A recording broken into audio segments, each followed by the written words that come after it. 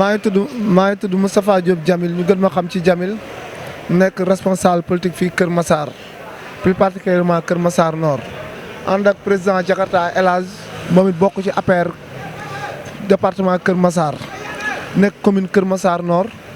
Bon tey ñu am benn mobilisation une forte mobilisation pour dem ànd ak suñu président mouvement bu ñuy wax ñun ak yéen muy président Assane Diallo pour gunge ko mu dem seeti Amadou Ba. léegi nag ñu ngi nii rond-point Malika di préparer délégation bi ngay gis ni Jakartamaan yëpp ngay gis ni ñu ngi seen ginnaaw président Assane Diallo di ko jàppale pour dem seeti président Amadou Ba. parce que tey gis nañ ne président Assane li muy liggéey ci département bi lu am solo la tey bu ñu invité en tant que camarade en tant que partisan en tant que leader politique bu ñu incarné APR kon donc ñun dañuy ñëw rek indi suñu soutien kon li ñu ko mën a soutenir mooy mobiliser ko lu mat 100 Jakarta yi nga xam ne tey Jakarta yi ku doon Jakarta rek sant ko président Macky Sall parce que tey initiative bi moom moo ko créé indi ko si vision bu sell bi bu am solo bi ba tax na tey Jakarta yi facteur de développement lañ. ñi ngi nekk di créer ay entrepreneuriat fii ci département bi tey soxlaatul mënoon nañ fi nekk di agressé wala di sàcc wala di def lenn mais dañ ko gëm tax ñu yor seen i Jakarta ke formaliser ko di ci liggéey ba tey ku leen mën a soxla ñu mën ci jariñ askan bi foofu laay daanale rek di jox président de Jakarta yi Alaaji John mu yeggale ci ay kàddoom. asalaamaaleykum wa rahmatulah maa ngi siyaar ñëpp di jox ñëpp seen wàccuwaay. man maay El Hadj John président des jeunes Jakarta man de Kër Massar maa ngi nuyu sama collègue Jamil di ko sant di ko gërëm ci mobilisation bi tamit de gunge président Assane tamit parce que Assane ku ko xam-xam ko ci social ku ko xam-xam ko tamit te bëgg Kër Massar bëgg jeunesse Kër Massar moo tax ci lu mu nekk rek dañ koy jóg jàppale ko parce que moom kenn ku wax Kër Massar rek da ngay wax Assane. kon nu mu bëggee jeunes yi loolu lañ koy jàppale tax ñu defal ko forte mobilisation bi bu ñu ko waxee tamit amuñu leneen lu dul mobiliser ko Jakarta ay plus de 100 Jakarta moom la bëgg ñu mobiliser ko sax presque lu ëpp 100 Jakarta dañu ko mobiliser ndax moom borom bés bi la wutuñu ci benn intérêt nag ndax moom dafa jóg pour liggéey ak ñun pour jàppale ñu tamit dañ koy jàppale waaw maa ngi nuyu ñëpp di siyaar ñëpp di ne bonne continuation ci xaaral ma jox sama bi mu am lum ci sànni quoi. association des jeunes de Jakarta yi nga xam te ne ñoo nekk biir station Kër Massar Nord. voilà am na lu ñu wax moom rek am na lu ñu bàyyee kon dañ koy bàyyi ak yàlla quoi ci kanam incha allah moom raw li ba. waaw ñu joxaat suñu benn collègue rek moom ci membre yi la bokk mu sànni ci kàddoom. la ay kàddoom dëgg mooy ki nga xamante ne da lay wax ba pare signal la yaa ngi may dégg da lay wax ba pare signal la mais moom dafa doon nit koo xamante ne ni tey xama waaw fii ba géej gi di fer ñun moom la ñuy topp ñun moom lañ doy daal waaw moom moo ñu doy bu ñu sañoon tamit xam nga di ñaanal ñëpp ñun ñëpp nañ tourné xool ki nga xamante ne moo ñu amal njëriñ muy moom ñu topp si ginnaawam à part ça leneen jeunesse bi yëpp jug nañ nag jeunesse bi yëpp kii fépp fu ñu woo war na Serigne Saliou Mbacke dañuy topp si ginnaawam bi mu ñëwee teg nañu booy dañ leen soxla ñu ne ko lan moo xew mu ne non dama leen soxla rek suba convoi mën na jug wala mënul jug ñaata moto nga soxla mu ne ñu temps moto lañ soxla ba après la ñuy soog a leeral ne kenn ku nekk dana la solal 15 temps fu mu ñu woo. waaw asalaamaaleykum ñu ngi fii taxaw Maliga Place président mouvement ñun ak yéen Alassane Diallo tey nag ñu ngi rassembler fii sun ay nit war a def forte délégation pour accompagner président Macky Sall si choisir bi mu choisir PM Amadou Ba pour 2024 mu gagné réew mi ci jàmm ci Sénégal donc maa ngi ànd nag tey ak Aliou Fall ak Ramtoulaye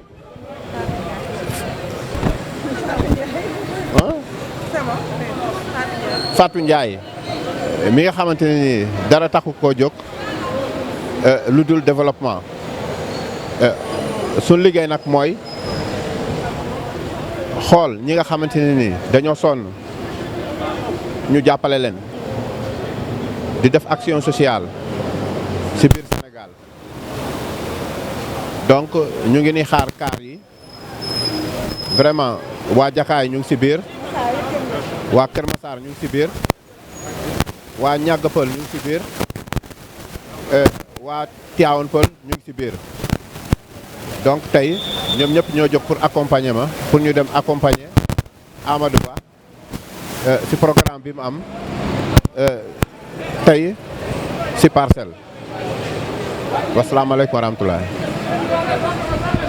waay c'est bon. waay. amul liggéey bu loo ñëwee bàyyi ko foofu bàyyi ko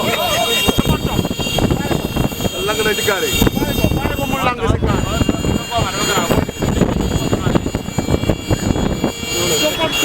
ko koy wax mu yaakaar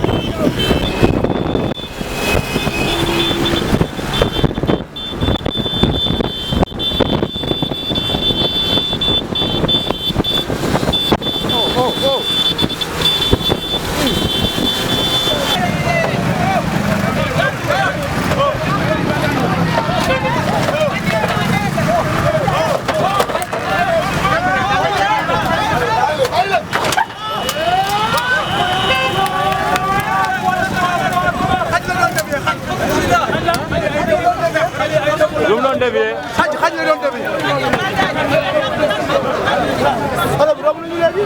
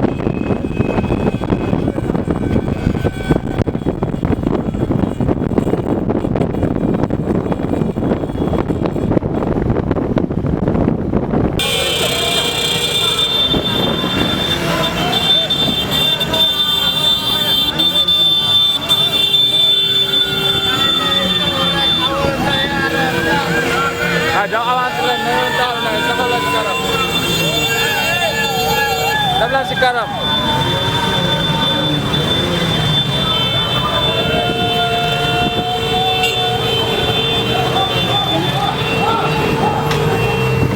Aman jalan, oh, aman jalan.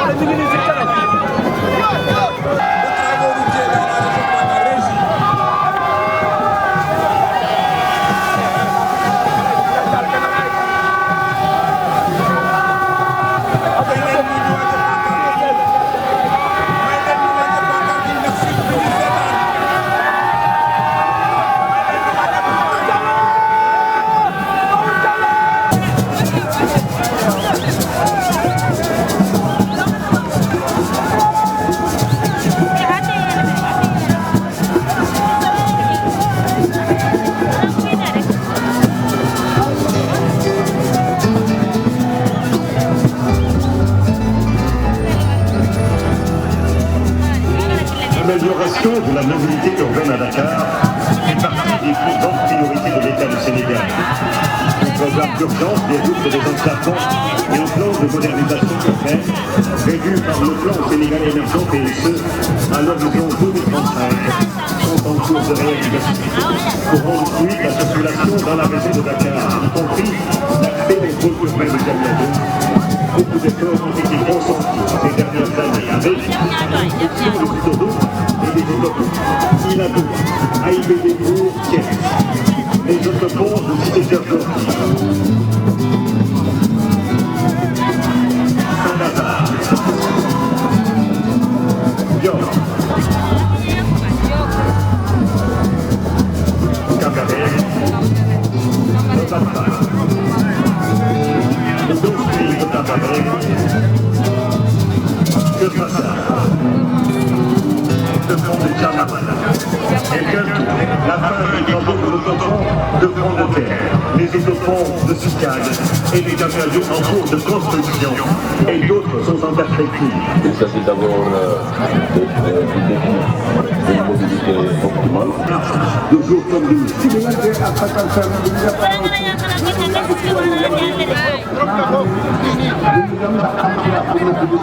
Pour y remédier, le gouvernement du Sénégal, par le biais de l'AGEROUTE, agence d'exécution du ministère des Infrastructures, des Transports terrestres et des désenclavements, va démarrer d'autres grands projets d'aménagement routier dans la région de Dakar. Nous allons aménager et élargir la route de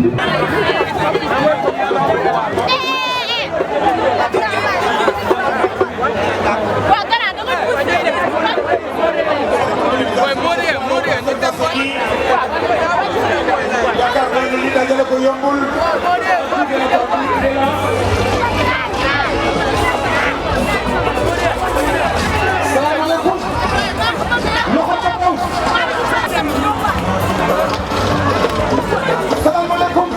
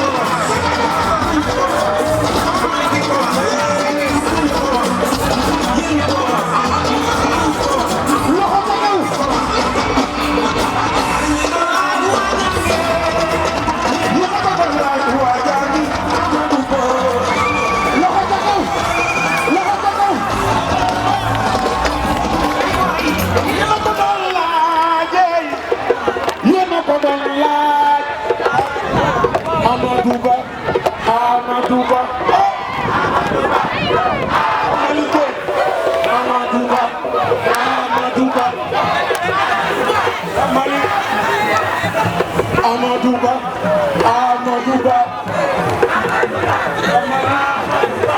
ñun ndaw ñi transformer en une nation prospère, moderne et émergente.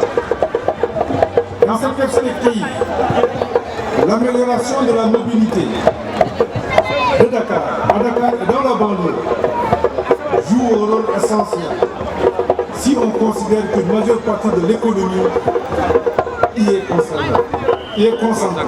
Saint-Lazare, rond-point Yoff, Lobat Fall, rond-point Cambérène déjà terminé et ouvert à la circulation. Le prolongement de la VDN en autoroute et le BRT. Concernant le BRT, notre pays va très bientôt démarrer l'exploitation commerciale avec un parc de 158 bus spéciaux, 100% électriques, qui seront alimentés par voie solaire. C'est donc une première mondiale. Le BRT permettra de transporter plus de 300 000 passagers par jour, sans pollution, avec Internet à bord et dans les meilleures conditions de sécurité, de confort et de régularité. À l'image du TER qui relie la gare de Dakar à Diamniadio est prévu pour atteindre l'aéroport international Blaise Diagne d'ici très bientôt, ainsi que les villes de Thiès et Mbour. Mesdames et messieurs, la cérémonie qui nous réunit aujourd'hui concerne le lancement des travaux d'aménagement et d'élargissement de la rue des Niayes et le programme d'amélioration des accès routiers à Dakar. Ces deux projets sont financés par le gouvernement du Sénégal avec le concours de la République populaire de Chine à travers la Banque de développement de Chine pour un coût de près de 110 milliards de francs CFA. C'est l'occasion pour moi d'exprimer, au nom du président de la République, son Excellence M. Macky Sall, nos remerciements à l'endroit de son ami, le président Xi Jinping et le peuple chinois pour le soutien précieux au financement de ces deux importants projets et de bien d'autres auparavant. Je peux citer les autoroutes Ila Touba, AIBD Mbour-Thiès, le pont Nelson Mandela de Foundiougne, c'est aussi le cas de l'autoroute Mbour-Fatick-Kaolack, actuellement en chantier, pour ne citer que ces exemples. Merci pour tous ces appuis à nos efforts qui contribuent assurément à dessiner le visage du Sénégal de nos rêves et de nos ambitions. Mesdames et messieurs, les travaux d'aménagement de la route des Niayes consistent à l'élargissement et à l'aménagement de la route des Niayes, rond-point Liberté 6, à la station de Shell de Kermassar, en deux voies sur un linéaire de 23 km, y compris la construction de 47 km de voiries urbaines en pavé, la construction d'ouvrages d'art, la mise en place de caniveaux pour l'assainissement routier, l'éclairage public et l'aménagement paysager. Pour la zone des parcelles assainies, le projet a prévu la réalisation de 18 km de voiries éclairées et assainies avec des aménagements paysagers pour améliorer le cadre de vie des populations. Le projet d'élargissement de la route des Niayes comporte aussi un important programme de route de connexion à travers Pikine, dont la traversée, la réhabilitation de la route Taliboumak, Taliboubès et surtout l'élargissement en deux voies de la route Icotaf pour offrir un meilleur cadre de vie aux populations. Concernant le programme d'amélioration de la fluidité des axes routiers à Dakar, les travaux concernent la construction d'ouvrages pour améliorer la sortie de l'autoroute vers la Padoie, l'élargissement de la route Padoie-Cissesse en 2 fois 3 voies, y compris l'aménagement paysager et la mise à niveau de la route jusqu'à l'aéroport Léopold Sédar Senghor. L'objectif de ce programme est de trouver une solution durable pour décongestionner le trafic à Dakar, améliorer la mobilité urbaine au niveau des villes de Dakar et Diamniadio, faciliter la liaison entre les deux villes et le raccordement à l'aéroport de Diass. Mesdames et messieurs, les travaux que nous lançons aujourd'hui sont le fruit de notre engagement résolu à réaliser la vision du président de la République Macky Sall pour un Sénégal émergent. Il témoigne de notre volonté de développer des infrastructures de transport de qualité, capables de répondre aux besoins de notre population et de soutenir le développement économique de notre pays. C'est l'occasion pour moi de féliciter le ministre des Infrastructures. Monsieur le ministre Mansour Faye, je voudrais vous féliciter. Je vous disais ce matin depuis plusieurs mois, chaque fois que je porte un casque, c'est soit pour poser une première pierre, soit pour voir avec toi des travaux déjà en cours. Félicitations pour tout ce que vous faites. Je félicite aussi le ministre des Finances, le ministre de l'économie, le directeur général de la Géroute et l'ensemble des équipes de la Géroute, aussi le secrétaire général ici présent. Je voudrais aussi que vous transmettiez mes félicitations et mes encouragements à monsieur le directeur général. Je l'ai déjà, je pense que nous sommes une équipe unie. Je peux passer par le ministre pour vous féliciter, mais aussi je peux passer par le personnel de la Géroute pour féliciter le ministre et l'encourager, parce que sans vous, ces travaux n'auraient pas vu le jour. J'adresse aussi mes félicitations aux entreprises CSE, Henan Chine et la China Post, et les exhorte à veiller au respect de la qualité et des délais d'exécution des travaux, de privilégier l'emploi local. Je l'ai dit aux entreprises tout à l'heure, je souhaite que les localités traversées par ces projets, que les entreprises recrutent au niveau de ces localités-là. C'est extrêmement important. Je demande au ministre Mansour Faye de suivre cela.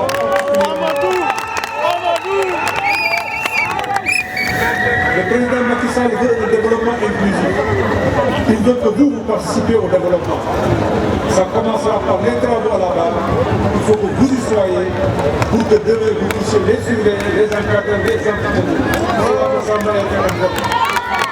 Rendez-vous donc pour d'autres chantiers, d'autres inaugurations. Le temps de l'action continue pour un Sénégal émergent dans l'équité territoriale et la justice sociale. Je vous remercie de votre attention.